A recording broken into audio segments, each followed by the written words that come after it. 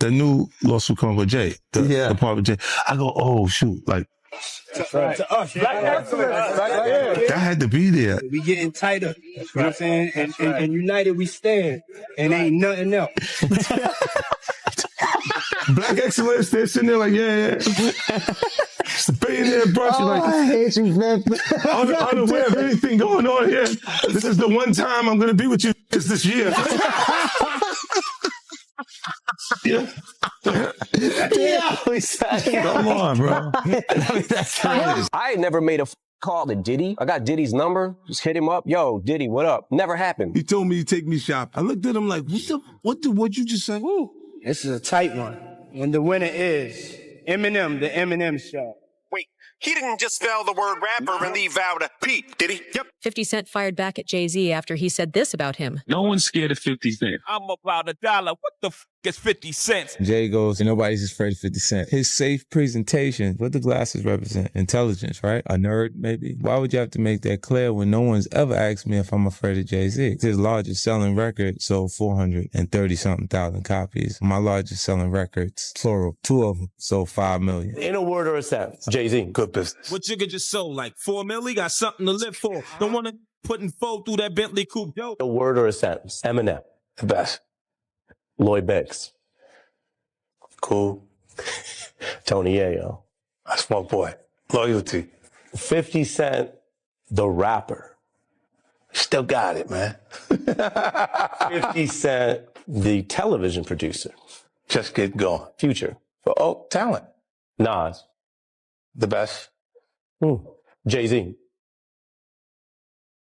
Good business. They done took down Puff. They done took down all these other powerful black people. Jay-Z's like the lone standing powerful black man. You do the track wrestling on them. Jay is them people.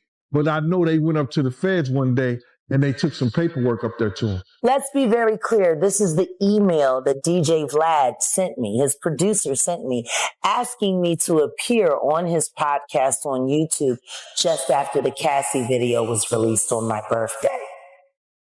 But like, where's Jay at? He's mad quiet. Like while the Puffy thing was going on. But it's obvious now that his team was being made aware that he was in those allegations also. So I hope it works out, because with his family, the things that go on internally is that those accusations are crazy. Man, that was 50 Cent. No one's scared of 50 Cent. I want everyone to be clear. No one's scared of 50 Cent. I think it was kind of taken out of context a little bit, but what do you think about it? I don't think it was taken out of context. No, I think the guy who was talking to him made him feel like a punk. You see what I'm saying? So he had to say, yo, nobody's scared of 50. Let's get this clear. Nobody is scared of 50. But I'm not the issue. Him making you feel like a punk is the issue. At the end of the day, I look at it and people don't assess themselves. Even really intelligent people. Jay's a smart guy. You know what I'm saying? He'll analyze other people and other things that they're doing and not actually look at what's happening to him and his transition and difference.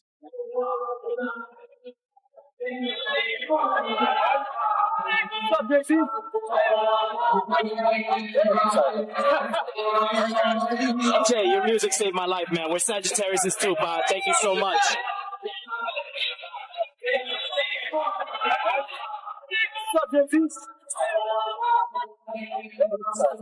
For years, Diddy and Jay-Z were seen as untouchable icons, towering figures in a hip-hop world shaped by influence, strategy, and success. Yet hints from 50 Cent suggest their alliance may have fractured when loyalty gave way to self-preservation. This story isn't really about music. It's about leverage, power, and what happens when control begins to slip. As pressure around Diddy intensified, the industry's reaction was strikingly muted. No outspoken support, no bold defenses, just a careful silence. Some insiders believe that behind that quiet surface, survival became a priority and alliances shifted quickly. Within this unfolding narrative, Jay-Z appears at critical crossroads, with ongoing rumors suggesting he kept his distance, strengthened his position, and consolidated power as the storm approached. Took down Puff. They done took down all these other powerful black people. Jay-Z's like the lone standing powerful black man. You do the track wrestling on them. Jay is them people. If you do the history on most of the people that got in trouble in the industry, big trouble, who they went to for help? That's true. When Lil Wayne was in trouble, who'd he go to? When Meek Mills was in trouble, who'd he go to? Meek Mills said it himself. Desiree helped me. You understand? So how could he be up next? You know what I'm saying? He is them people. They go to him when they got problems. And what they gonna say if he don't come up in nothing? What they gonna say? Told you, he ain't got nothing to do with that. They still gonna cover it up anyway. But I don't think they coming after him at all. I don't think they got, like I said, I think he is them. He has a relationship with them. You talking about a woman that had a relationship with the feds for 20. For months, 50 Cent appeared to hint in his lyrics that influential figures were holding solid evidence. Not rumors or media noise, but tangible material. Then, unexpectedly, when others fell short, he seemed to gather enough substance to anchor an entire Netflix project, raising an immediate question. Where did it all come from? According to industry insiders, Jay-Z recognized early how sensitive and potentially explosive that material could be. Reports suggest he deliberately created distance, prioritizing image protection, strategic positioning, and calculated restraint over risking exposure to possible fallout. In this narrative, survival wasn't about loyalty. It was about foresight, discipline, and making careful decisions to remain steady when the pressure reached its highest point. For them, you got an agent, your agent that's in charge of you. You think she don't have no relationships with over the years with all these agents that became retired and connected and this and that and the third till they just know she got power. That's power over there. You know what I'm saying? Who you wanting one on your side? You got them on your side? You know what I'm saying? If something happened with him, it's going to be about a money situation. It ain't going to be nothing that's going to hurt. You get what I'm saying? So I don't know. I don't see them going after him. You know what I'm saying? But everything Jaguar be saying do flourish. What drew the most attention was a legal dimension, especially as patterns began to emerge and more alleged victims stepped forward, intensifying the situation. Jay-Z's personal attorney, Alex Spiro, was frequently seen handling matters connected to Diddy's evolving legal challenges. His consistent presence sparked speculation about coordination, strategy, and quiet collaboration behind the scenes. To many observers, this didn't appear to be routine legal representation. As tensions mounted, the focus seemed to shift toward anticipating outcomes, limiting exposure, and ensuring that every move was deliberate and carefully calculated. Sean Carter is just as bad as the diddler. And I know that for a fact. I got the scars to prove it. You want to know what a box cutter feels like going into your skin and ripping you? I can tell you how it feels.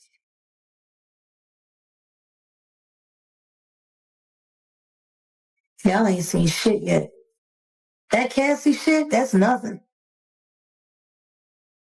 I'm saying Sean Carter remembers everything he did to me and he's got it on tape.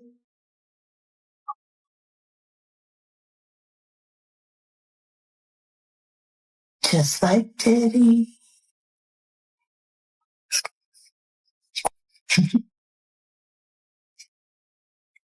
And they're going to be crazy. It's going to be the women that give them in the... For years, critics like Jaguar Wright argued that Jay-Z moves before downfall becomes obvious. In her view, he doesn't wait for the flames. He exits early, letting the fallout unfold behind him. Recent timing has only fueled that narrative. As Diddy's legal and public troubles intensified, 50 Cent appeared increasingly confident and well-positioned, ready to challenge figures once considered untouchable. To some observers, the shift felt less random and more like a door had quietly been unlocked at a higher level. If Jay-Z was aware that sensitive information existed and believed it would eventually surface, stepping back early could be seen as a calculated decision to let events play out. While 50 Cent has never directly confirmed this theory, he hasn't dismissed it either. He has repeatedly suggested that the real fracture began within trusted circles, among people who smiled publicly while maneuvering privately. That possibility unsettles Hollywood because it reframes the situation as a deliberate power shift rather than an accidental collapse. When asked why she consistently links Jay-Z to the broader narrative instead of presenting it as a solo battle, Jaguar Wright was direct. In her perspective, their paths were never separate to begin with. These are criminals. Diddy is a dealer, and so is Jay-Z. The proof is there. How many up people does he have to be aware of before people see him for who he is? It seems like these artists are trying to run away from their past. Diddy changed his name multiple times to say, that's not me. I'm trying to move beyond Diddy. I'm Love now. It seems like Jay-Z would try to run away from his past. Calling that love and anything that he did love. Brother love. What kind of love? Baby oil love. Baby love. Baby love. Explicit love. Hey! They never thought that hip-hop would take it this far. Oh, man. It's different now. These lyrics are all hitting different right now. All that people talking about fathers. She argues that focusing on one figure while ignoring the other overlooks the bigger picture. In her view, their journeys have always been intertwined. They rose together, expanded their influence side by side, and would inevitably feel the impact together if circumstances shifted. For Jaguar, this isn't about coincidence or mere association. She sees it as a long-standing alignment between two powerful figures, making strategic decisions in parallel and shaping a legacy through shared influence. From her perspective, the story is less about individual blame and more about collective responsibility. She frames it as a shared legacy built on shared choices, where accountability cannot simply be placed on one name, and any perceived separation is more illusion than reality.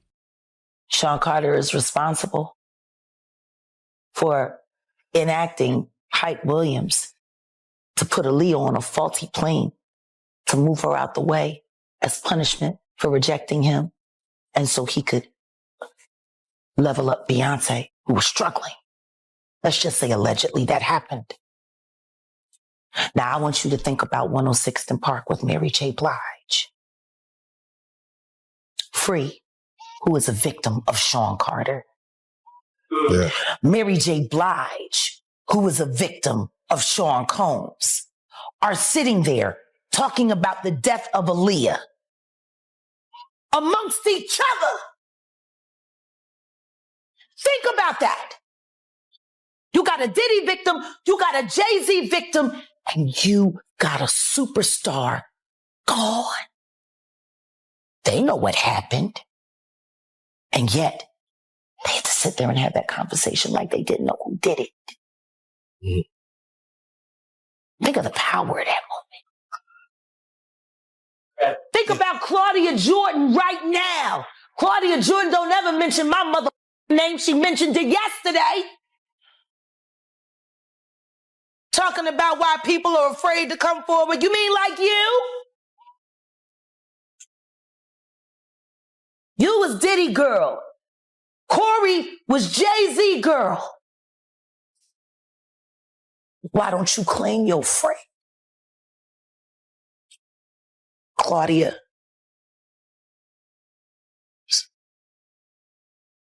So, Jag, when you say...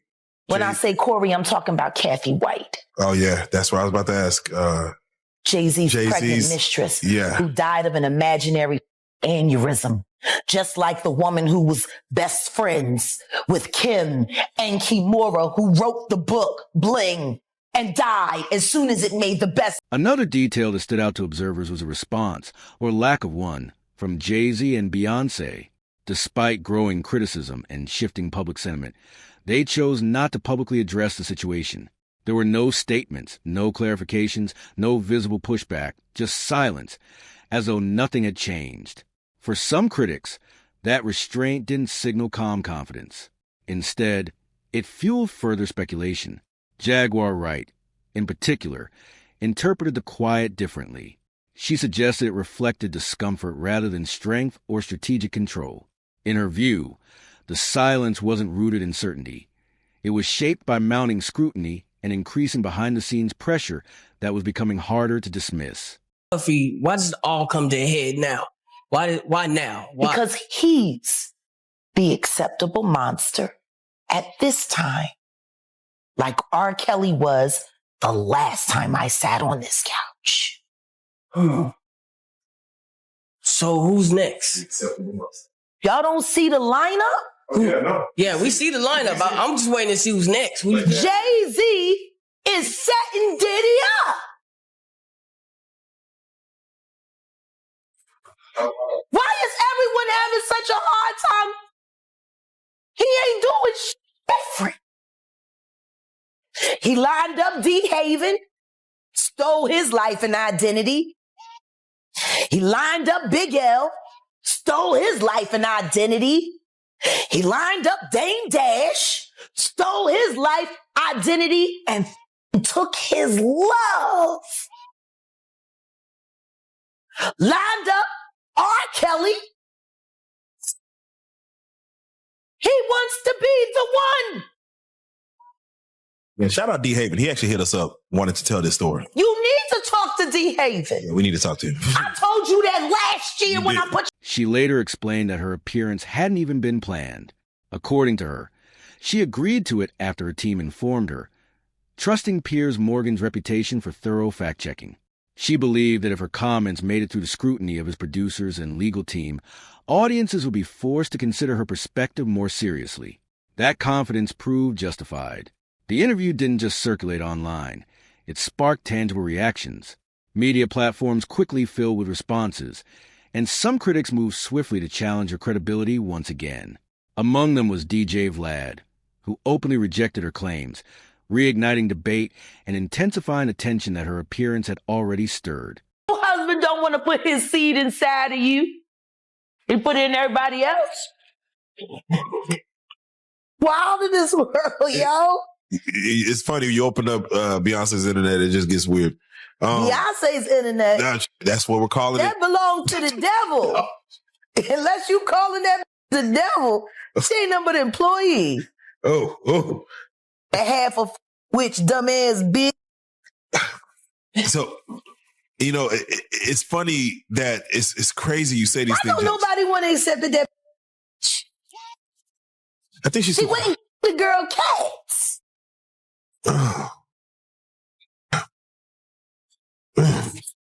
Okay. A girl went to court and charged her with extreme witchcraft. She was hypnotized. Beyonce came and she was in there eating on her and shit while she was asleep. You know, snacking on his big people cats. And guess what? They wouldn't give her the restraining order. They just told her to stay away from Beyonce and work for somebody else. Guess what? She's having a hard time finding work too. Which is interesting because she's a brilliant musician. And she was trained at the esteemed Berklee College of Music. Handpicked by my very good friend, Terry Lynn Carrington, Dr. Terry Lynn Carrington, who put together Beyonce's entire female band, which was Matthew Knowles' idea because he couldn't get Beyonce to stop people. Guess you didn't know your daughter well enough because she just started. She pushed the narrative further by stating that months earlier, she had warned about private recordings quietly circulating behind the scenes, warnings that were largely dismissed at the time due to a lack of visible proof. Now, she argues that those dismissals were premature, claiming that some of the issues she highlighted are reportedly being examined by legal professionals connected to ongoing cases. For her supporters, this marked a turning point, not because it validated every claim she has made, but because it suggested her earlier concerns weren't entirely baseless. What once sounded like speculation is, in her view, now echoing within serious legal discussions, adding weight, urgency, and renewed tension to a story many had previously brushed aside. No, I know. Never. He said he would never sit with me. He would never have me on it. He never wanted to talk to me. Never would. But I got receipts. Vlad, why did you reach out to Jag back in June asking for Jag to be on the show? Why you do that, Vlad? Vlad, why you playing in our face? Why you lying over here talking? And Vlad. And your fat wife. We'll stop there. Man. Damn. Let's be very clear. This is the email that DJ Vlad sent me, his producer sent me, asking me to appear on his podcast on YouTube just after the Cassie video was released on my birthday. I saw it. I never responded. Odell responded. Weeks and weeks later. But then again, Diddy was already in trouble, so you really didn't need to talk to me because you couldn't do much disinformation with me. I guess that's why your friend from the Star Report, or should I say the Comet Report, because he crashed out just like a comet. I guess that's why he was so upset when I started asking him relevant questions about why he's propping up a liar. At this point in time, Vlad, I think it's only fair to say that Carol Johnson, your assistant, unless you're saying you didn't know, she sent this on your behalf. She suggested the turning point came the moment she spoke out. In her view, false narratives require constant reinforcement to survive, while the truth operates differently.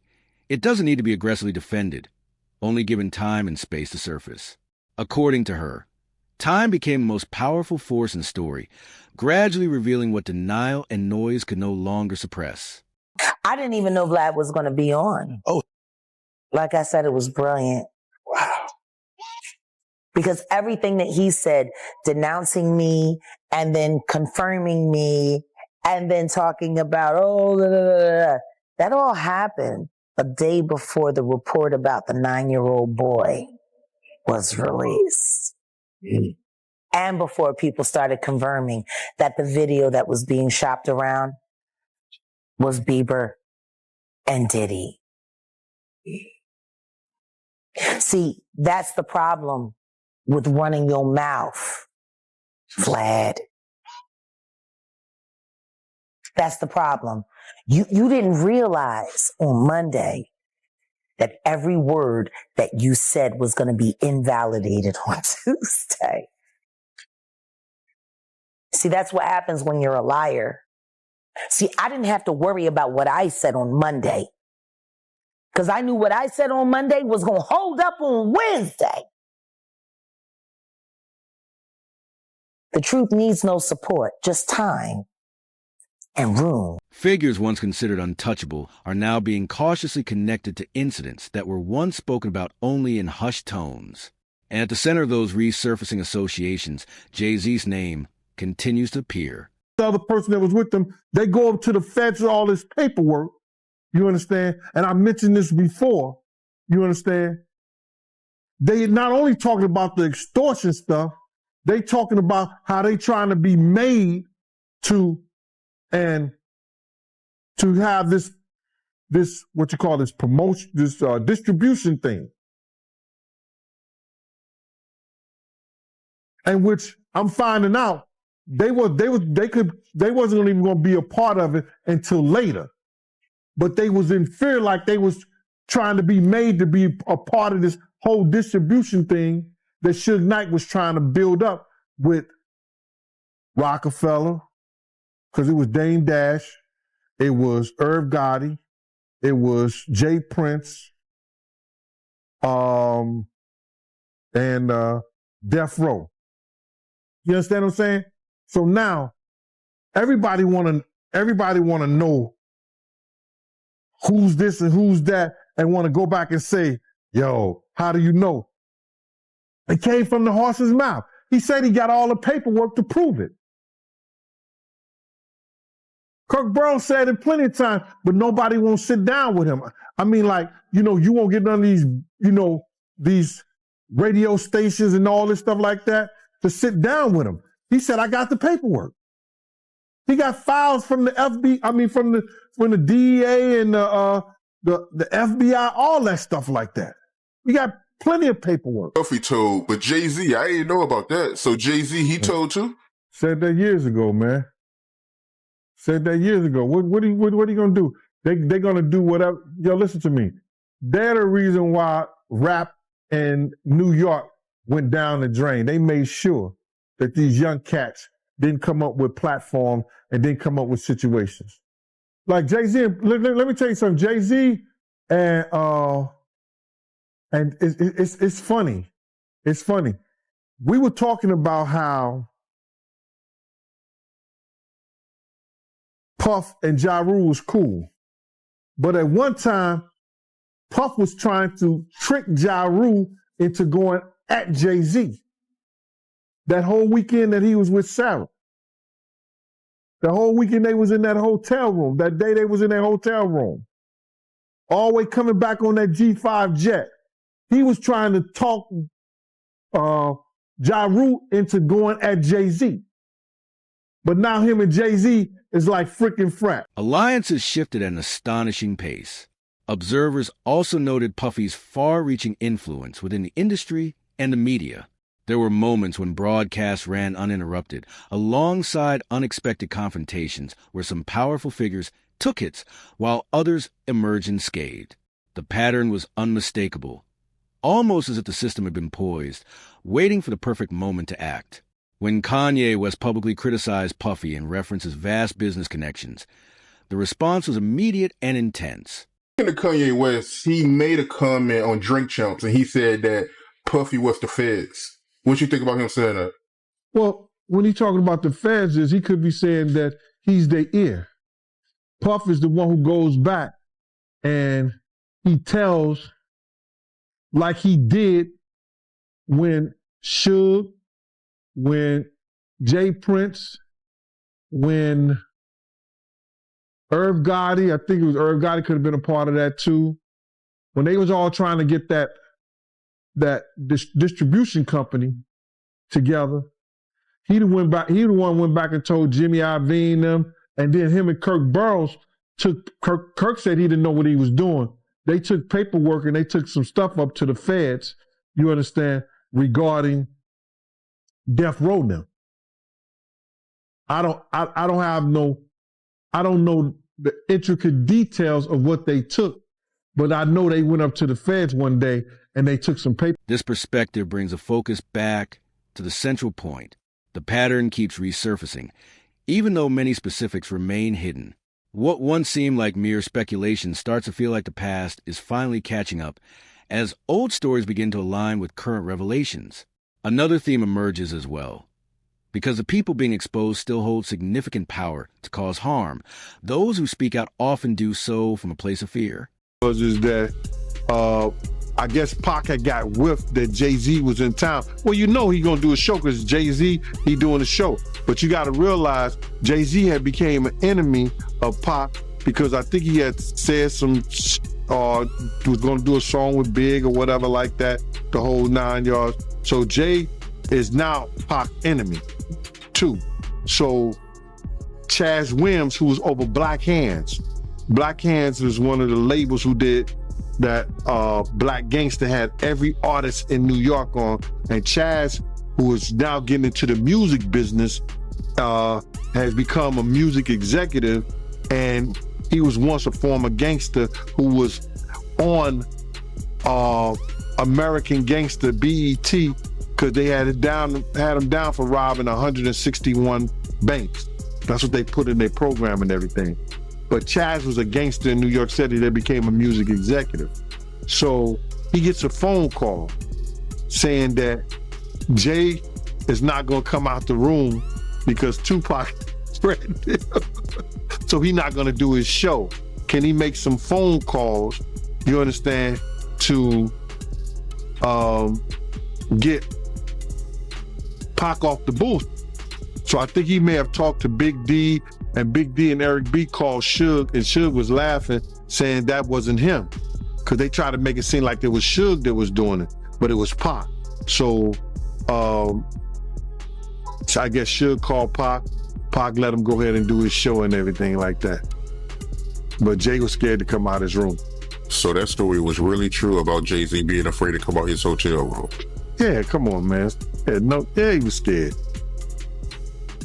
Probably still is scared. Gene asserts that many try to downplay the incident or act as if it never happened once it began circulating, yet he has remained steadfast.